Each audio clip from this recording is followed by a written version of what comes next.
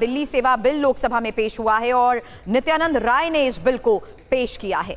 दिल्ली सेवा बिल लोकसभा में पेश किया गया है और इस वक्त ये सबसे बड़ी खबर आपको बता रहे हैं, गृह राज्य मंत्री ने इस बिल को पेश किया है।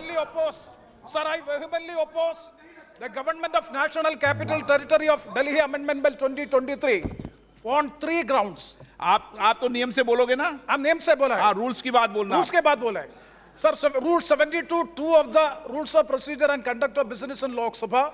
I am questioning the legislative competence of the government in having the legislation of the bill number 1.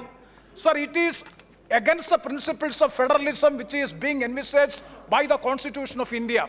Sir, federalism is one of the basic features of Indian Constitution.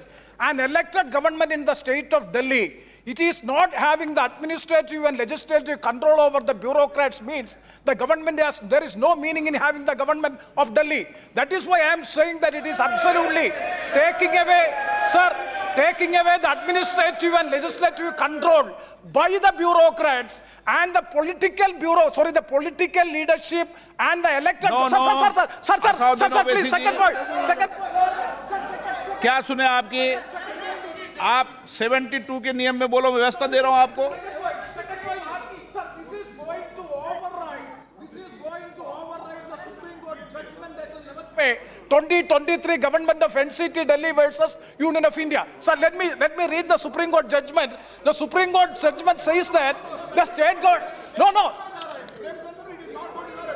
No, this is a I am talking on the legislative competence.